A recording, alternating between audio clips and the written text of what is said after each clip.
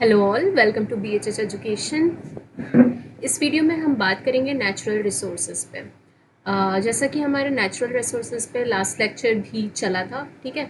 और उसमें हमने बेसिकली डिस्कस किया था कि इन्वायरमेंट क्या है, कौन कौन से इम्पोर्टेंट कंपोनेंट हैं इन्वायरमेंट में, living component, non living component, all about this, ठीक है। और फिर उसके बाद हमने बात करी थी कि हमें इन्वायरमेंट से कौन कौन से गुड सर्विसेज, ये सारी चीज़ें मिलती हैं, ठीक है। Then we discussed about the interaction within the environment and how does the formation of ecosystem take place। किस तरह से ये जो इंटरेक्शन है एबायोटिक और बायोटिक कंपोनेंट के बीच में, वो अल्टीमेटली हमें इकोसिस्टम फॉर्मेशन में हेल्प करता है, और डिफरेंट इकोसिस्टम के कंपोनेंट आपस में कैसे लिंक्ड होते हैं, ठीक है। इसके बाद हमने बात करी थी history of human interaction with the environment, कि इन्वायरमेंट के साथ ह्यूमन का कैसा इंटरेक्शन रहा है, उसका इतिहास, plus how we are linked to the environment and how we are dependent to the nature and environment for all our needs, ठीक है। ये सारी चीज़ें हमने डिस्कस करी थी लास्ट वीडियो में। अगर आपने वो वीडियो नहीं देखा है तो आप जा कर के गो थ्रू कर सकते हो, ठीक है। आज के वीडियो में हम बात करेंगे different component of environment. Component में भी बात करेंगे हम बेसिकली एयर, वाटर और सॉइल के बारे में, ठीक है। एयर, वाटर, सॉइल की बात करें तो हमें पता है ये तीनों ही चीज़ें एबायोटिक पार्ट ऑफ इन्वायरमेंट है, ठीक है। But they support life on earth, directly indirectly they support life on earth, so it is very necessary for us to know about how this different environmental abiotic component linked to each other and they interact with the living as well as non-living component of the nature, okay। So atmosphere की बात करें हम तो oxygen को हम use करते हैं। Atmosphere मतलब हमारे आसपास चारों तरफ का वातावरण, ठीक है।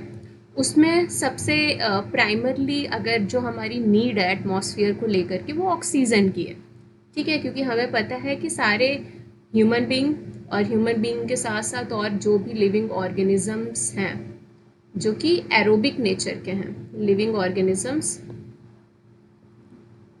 जो कि एरोबिक नेचर के हैं। एरोबिक मतलब those organism who need oxygen for their metabolic activity, उनको हम एरोबिक बोलते हैं, ठीक है। और एनएरोबिक ऐसे ऑर्गेनिजम्स होते हैं जो कि ऑक्सीजन के बिना अपना मेटाबॉलिज्म इफेक्टिवली चलाते हैं, ठीक है। सो उनको हम एनएरोबिक बोलते हैं, ठीक है। सो बेसिकली अगर हम बात करें, majority of the living organism जो है वो एरोबिक है, यानी कि उनको ऑक्सीजन की रिक्वायरमेंट है अपने मेटाबॉलिक एक्टिविटीज़ को कंप्लीट करने के लिए, ठीक है। तो सिमिलरली हम ह्यूमंस कंज्यूम करते हैं और हमारे साथ साथ जितने भी फौना और फ्लोरा हैं नेचर में, वो भी ऑक्सीजन के ऊपर डिपेंडेंट हैं, ठीक है।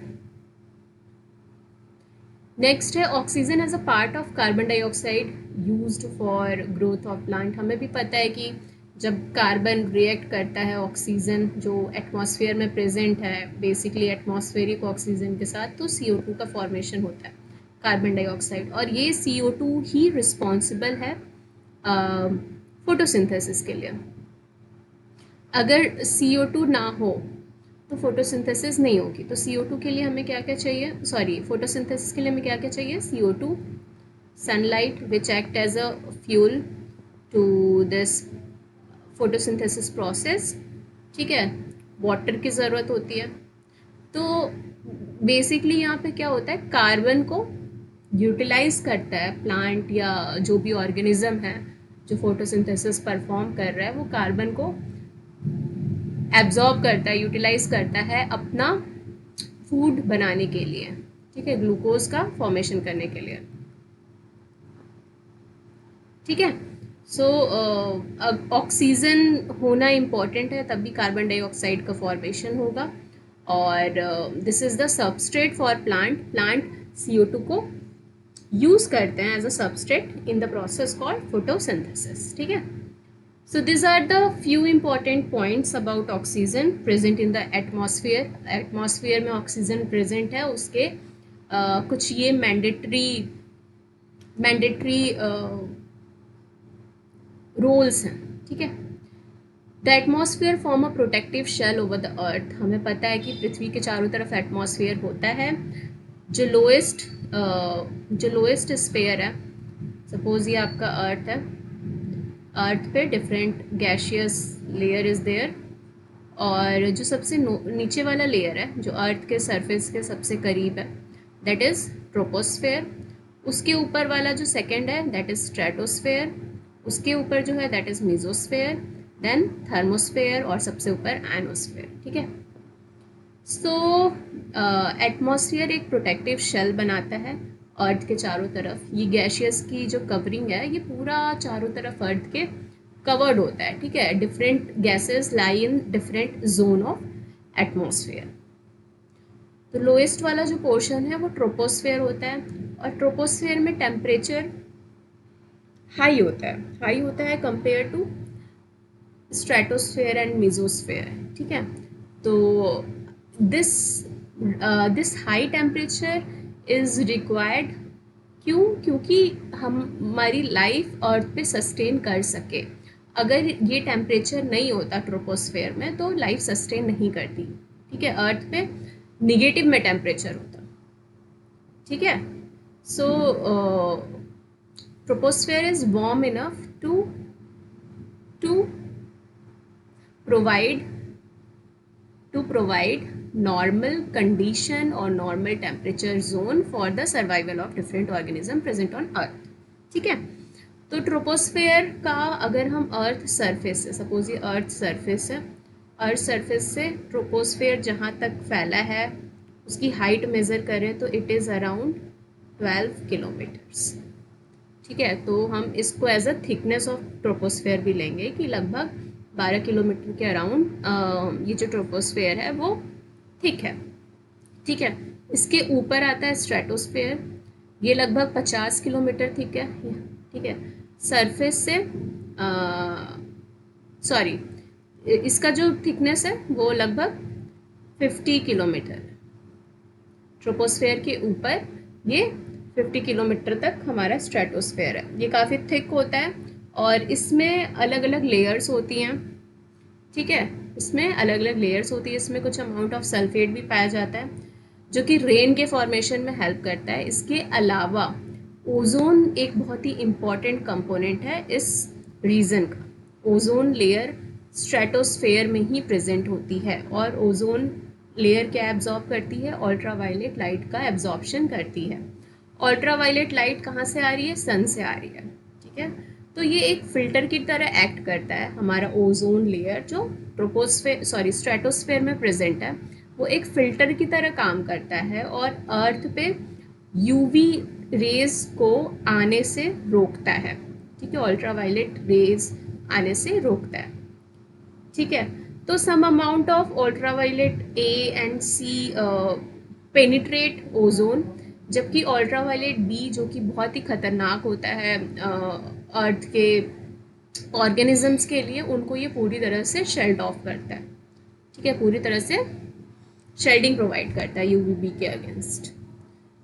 सो अगर ये ओजोन लेयर नहीं होती स्ट्रेटोस्फेयर में तो क्या होता, तो हम शायद लाइफ इमेजिन नहीं कर पाते हैं अर्थ पर, ठीक है। क्योंकि दैट ओजोन लेयर और उसका जो इंटेंसिटी है वो बहुत हाई होता है सोलर रेडिएशन में, तो ऑर्गेनिजम्स के लिए वो कैंसर कॉजिंग होता है, ठीक है। सो मे बी हाई चांसेस हैं अगर ये ओजोन लेयर नहीं होता तो हमें कोई भी शेल्डिंग नहीं मिलती। ऑर्गेनिज्म जो अर्थ पे रह रहे हैं उनको कोई शेल्डिंग नहीं मिलती UV toxic effect of UV light की। तो क्या होता, इट कुड बी पॉसिबल कि लाइफ अर्थ पे एग्जिस्ट नहीं कर पाती, ठीक है। The atmosphere is not uniformly warmed by the sun के द्वारा एटमॉस्फेयर यूनिफॉर्मली तरीके से गर्म नहीं है, ठीक है। आप देखोगे अर्थ है, अर्थ पे भी ट्रॉपिक्स हैं, ट्रॉपिक्स इक्वेटर के आसपास वाला एरिया होता है, और फिर पोल्स की तरफ। तो पोल्स के साइड में, इक्वेटर के साइड में जो टेम्परेचर का डिफरेंस है वो भी बहुत ज़्यादा है।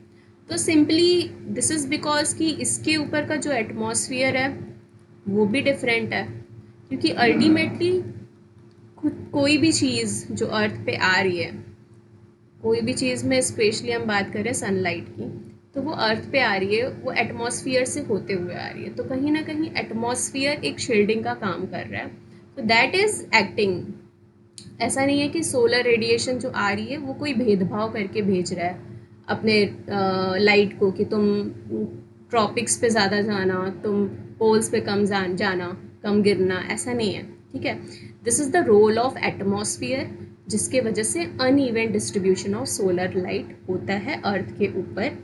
तो एट डिफरेंट टेरेन और different surface, different region of earth पे अलग अलग टेम्परेचर भी पाया जाता है as a result of this atmosphere.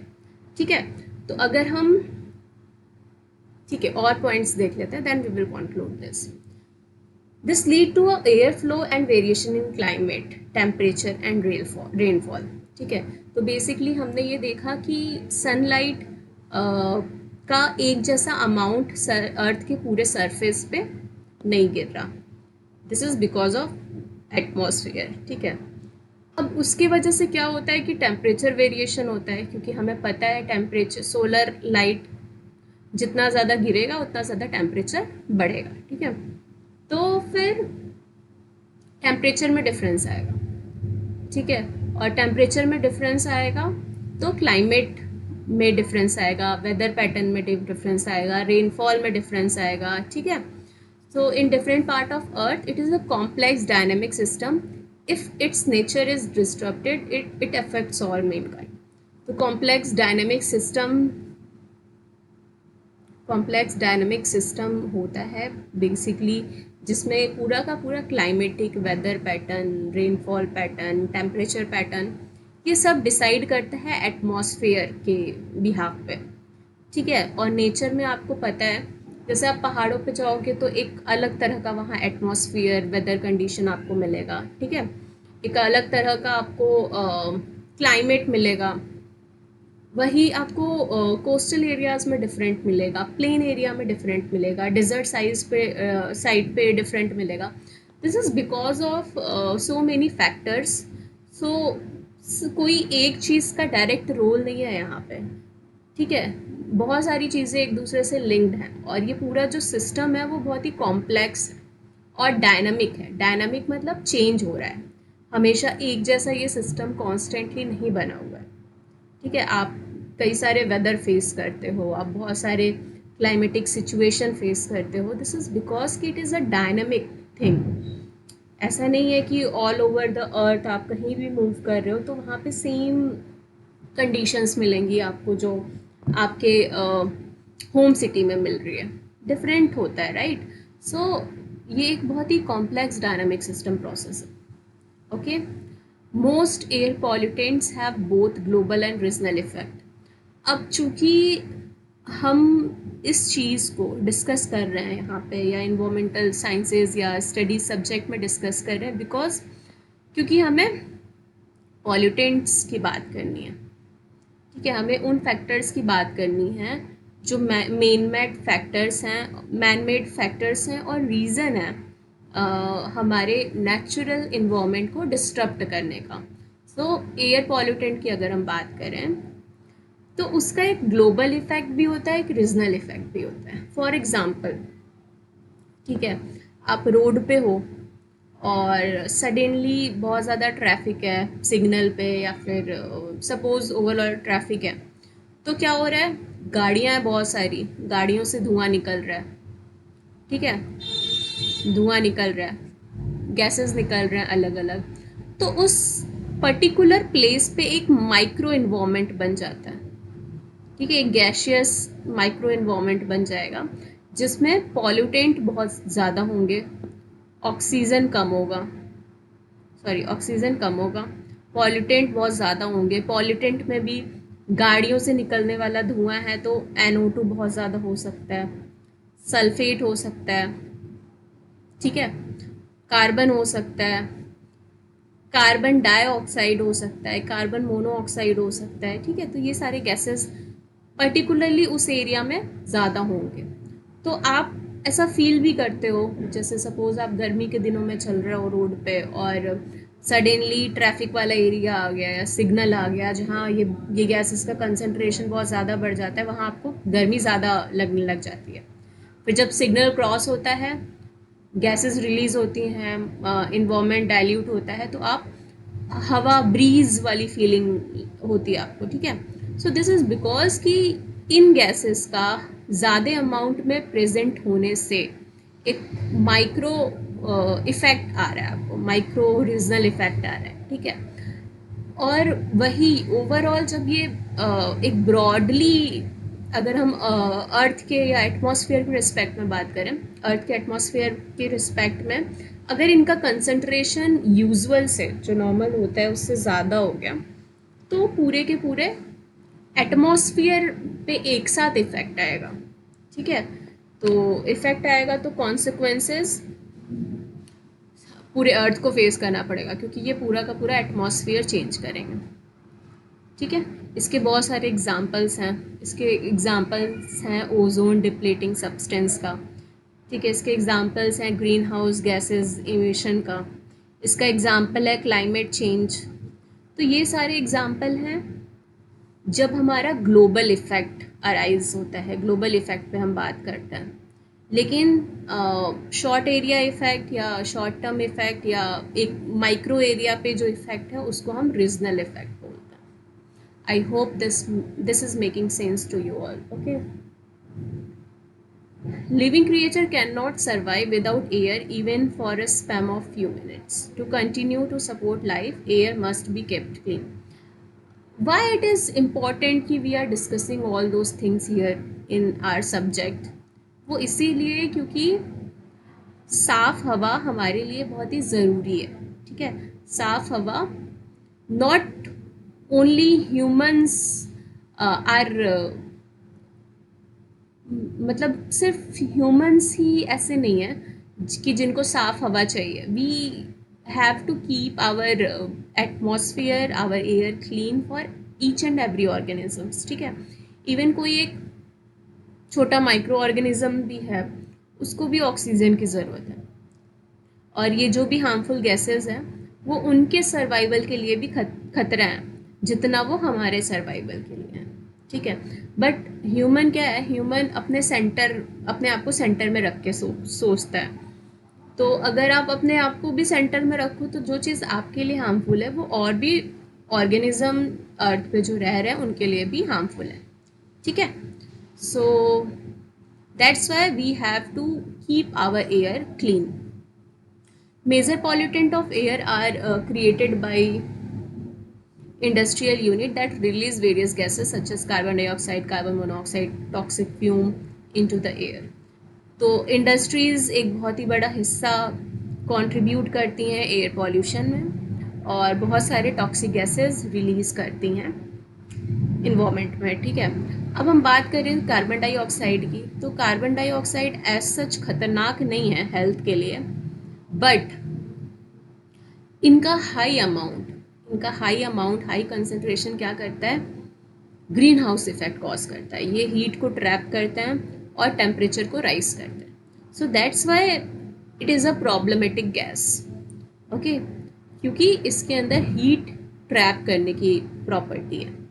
Green house gases का बेसिकली काम कुछ ऐसा ही होता है कि ये हीट को ट्रैप करते हैं, बाहर नहीं जाने देते हैं एटमॉस्फेयर के, ठीक है, और एक ब्लैंकेट जैसा काम करते हैं। ब्लैंकेट क्या करता है, सिंपली वो आपके बॉडी से निकलता हुआ जो हीट है उसको ट्रैप करता है, बाहर नहीं जाने देता है और एक माइक्रो इन्वायरमेंट बना देता है आपके बॉडी और ब्लैंकेट के बीच में, ठीक है, जिससे कि हीट ट्रैप हो जाती है वहाँ पे और उस जगह का टेम्परेचर बढ़ जाता है और आप गर्म फील करते हो, ठीक है। सर्दी के दिनों में ऐसा ही तो होता है।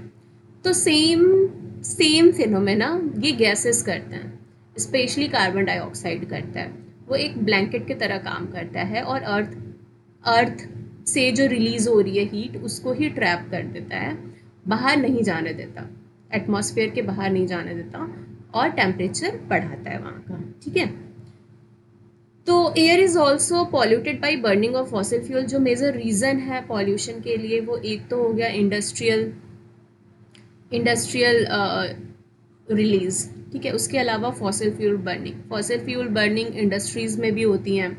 बहुत सारे पावर प्लांट्स हैं जैसे हाइड्रोथर्मल पावर प्लांट वगैरह, जहाँ पे कोल का यूज़ होता है काफ़ी ज़्यादा। इसके अलावा ट्रांसपोर्टेशन सेक्टर, उसमें पूरा फॉसिल फ्यूल यूज़ होता है, पेट्रोल हुआ, डीजल हुआ, सीएनजी हुआ, ये सारे के सारे फॉसिल फ्यूल्स हैं, ठीक है।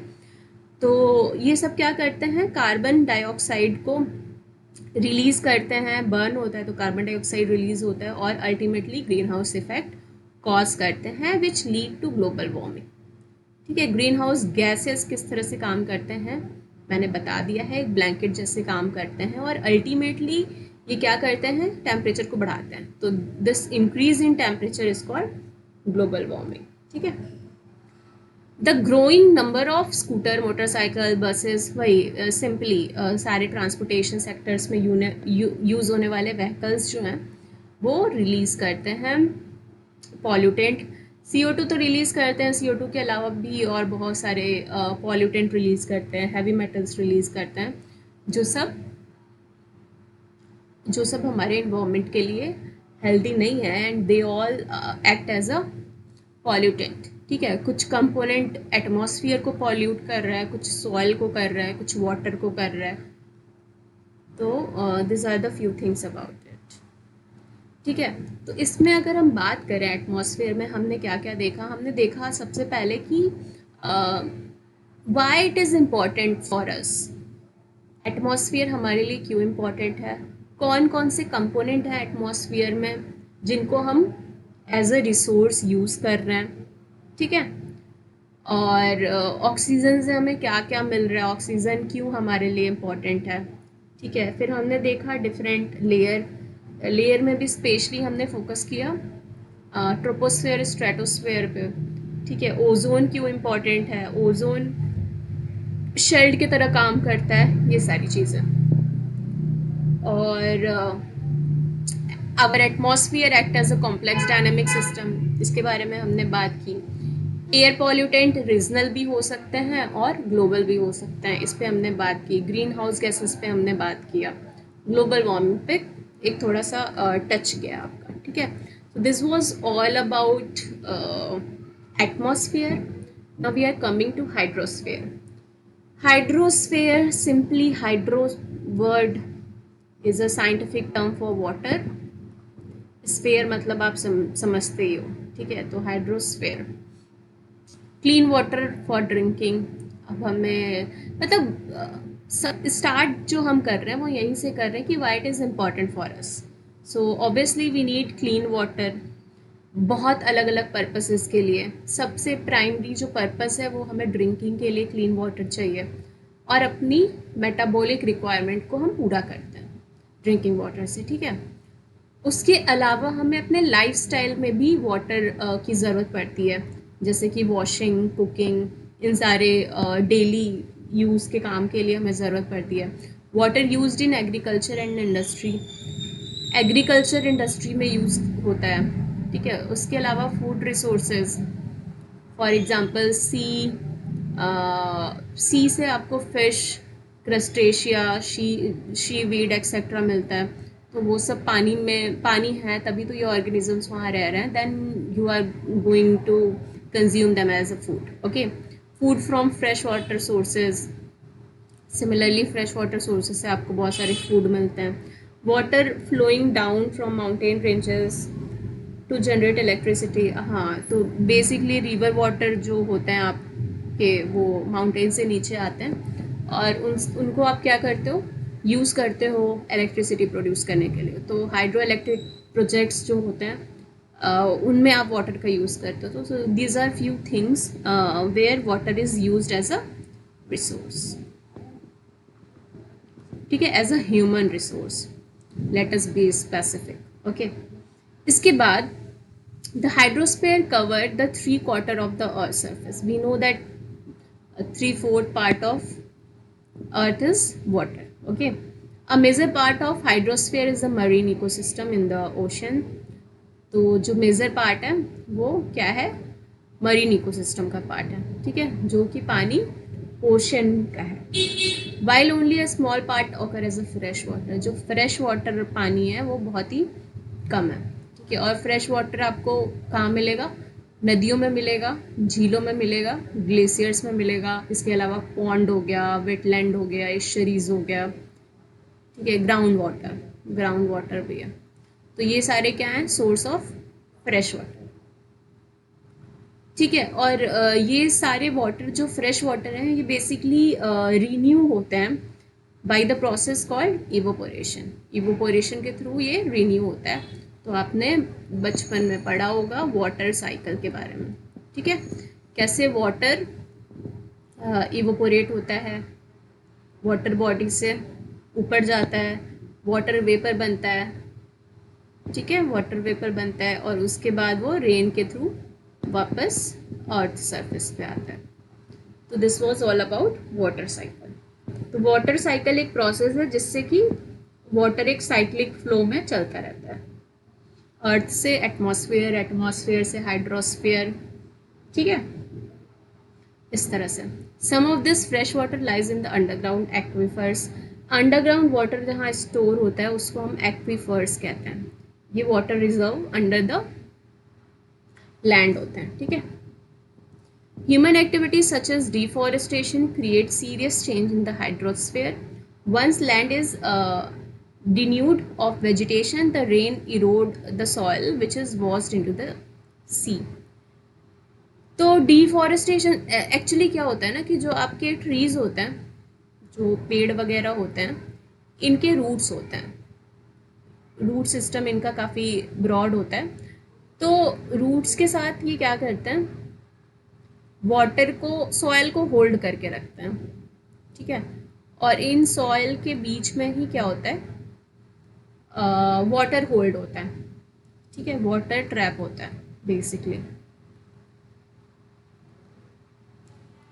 ठीक है।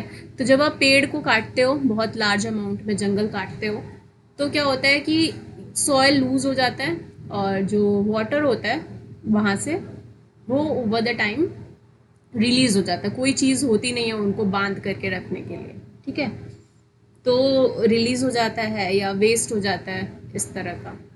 तो सॉइल इरोजन वगैरह का जो केस है वो ऐसे ही होता है कि रूट्स क्या करते हैं, होल्ड करके रखते हैं, सॉइल को भी होल्ड करते हैं, वाटर को भी होल्ड करते हैं, ठीक है, क्योंकि वो सॉइल के बीच में जो एयर स्पेसेस होते हैं और वाटर स्पेस होते हैं वहीं से वो मिनरल्स को ऊपर खींचते हैं, वाटर को ऊपर खींचते हैं, ठीक है, और एब्जॉर्ब करते हैं। So they hold lot amount of it. और जब आप बल्क में जंगल काट रहे हो, पेड़ों को काट रहे हो, तो उससे क्या होता है, पूरा का पूरा लैंड लूज होता है, सॉइल लूज होता है, वाटर रिलीज हो जाता है वहाँ से, और फिर जो मिट्टी है वो बंजर हो जाती है, ठीक है। So deforestation leads to loss of water as well as loss of fertile soil. Chemicals from industries, sewage find their way into the river. As we all know, sewage और सीवरेज जो सिस्टम है, ठीक है, sewage और sewerage जो system है वो ultimately कहाँ जाते हैं, नदियों में जाते हैं, रिवर में जाते हैं।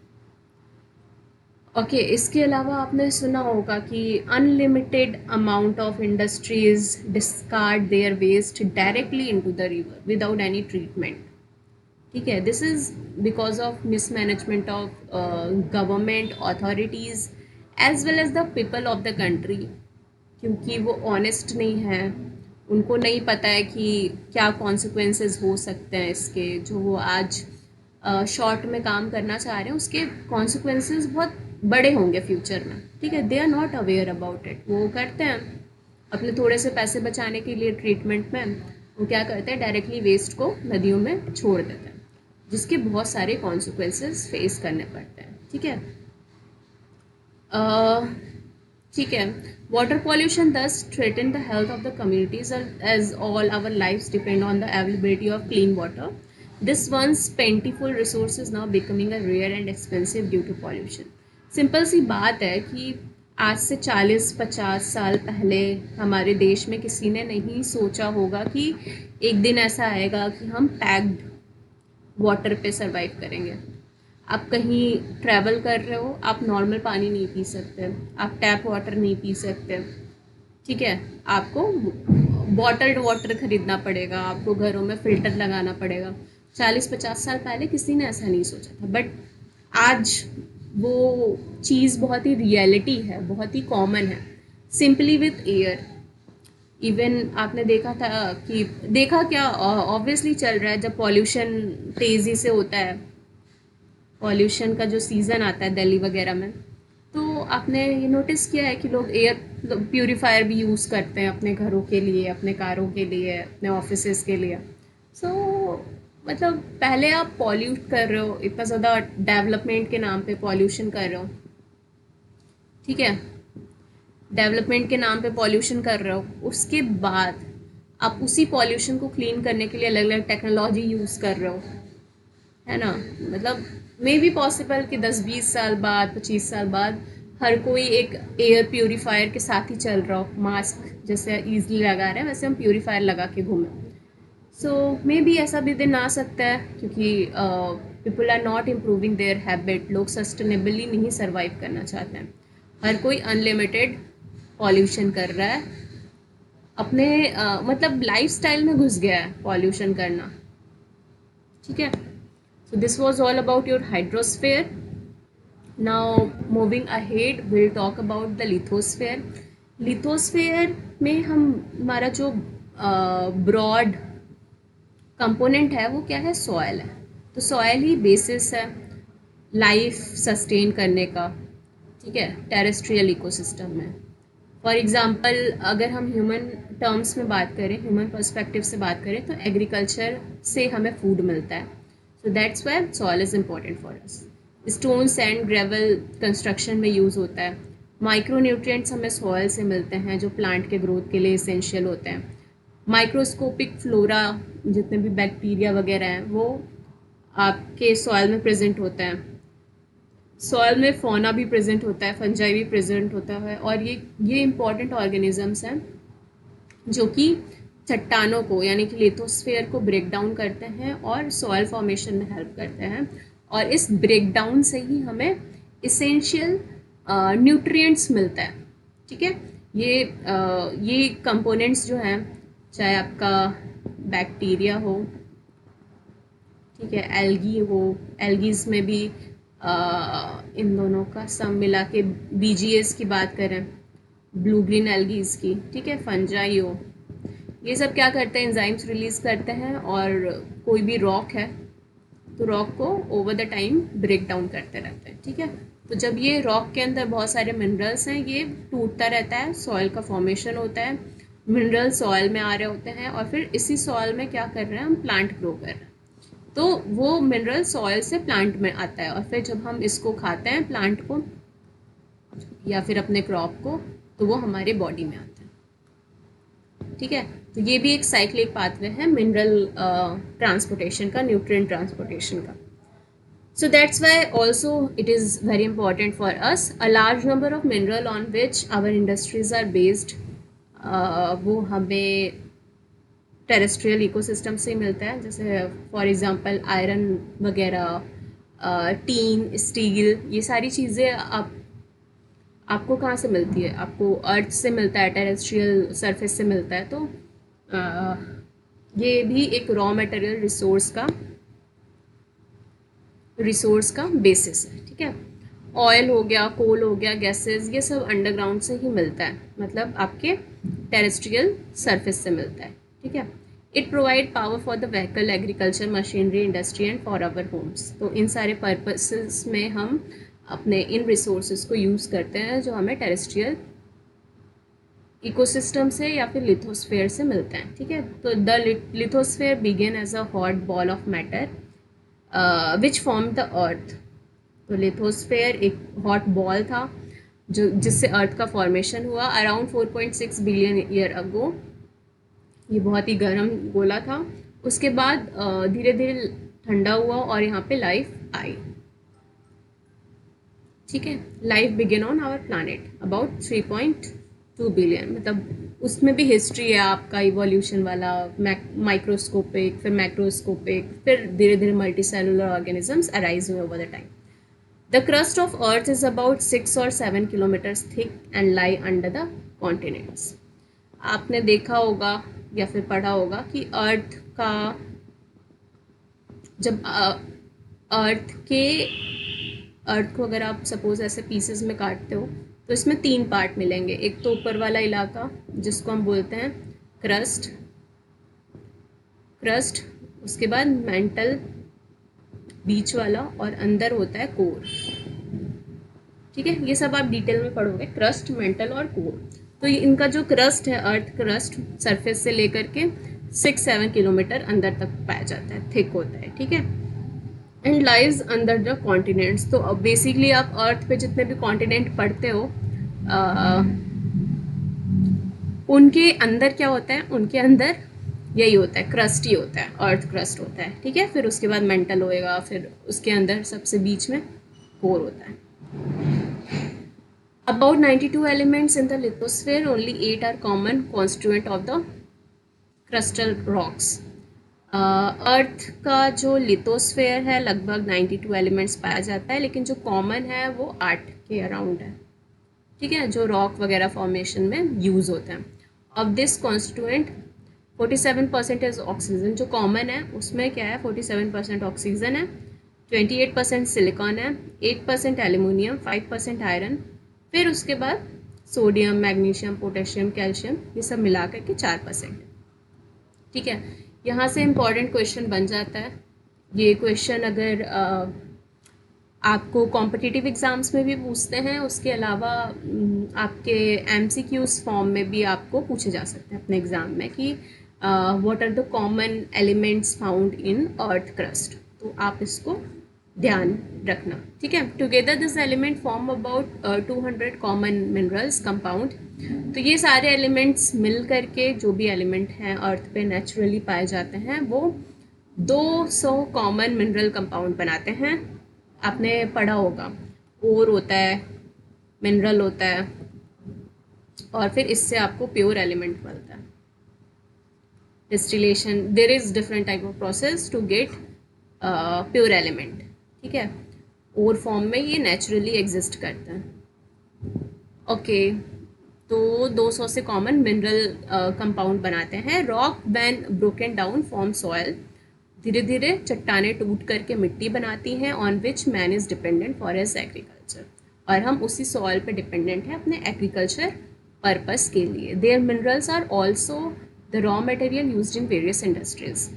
तो जो मिनरल्स हैं जो हमें over the time rock to soil से मिल रहे हैं, वो क्या है, वो हमारे लिए रॉ मटेरियल है बहुत सारे इंडस्ट्रीज़ के लिए, ठीक है। जैसे आयरन का यूज़ होता है, मैग्नीशियम का यूज़ होता है, सोडियम का यूज़ होता है, ठीक है। तो इनको हम लोग यूज़ करते हैं as a raw material to prepare different product, okay. So this was all about lithosphere. हमने कवर कर लिया है एटमॉस्फेयर, हाइड्रोस्फेयर, लिथोस्फेयर। एक बेसिक अंडरस्टैंडिंग आपको अब मिल चुकी है अबाउट ऑल दिस स्फेयर्स, और कुछ एक्स्ट्रा भी मैंने पॉइंट्स डालने की कोशिश की। आई होप कि everything is clear to you all. Still you have any doubt तो आप हमें कमेंट करें और बताएं। Please don't forget to like, subscribe our channel, ठीक है। आपका लाइक हमारे लिए मोटिवेशन की तरह काम करता है to create more videos for you. और फिर हमें जेन्युइनली पता चलता है कि okay there is an audience जिसके लिए हमारा कंटेंट, हमारा नॉलेज यूजफुल हो रहा है ओवर द टाइम, ठीक है। तो kindly let us know in the form of your likes and your comments कि या it is reaching to the right audience, okay. So thank you for watching this video.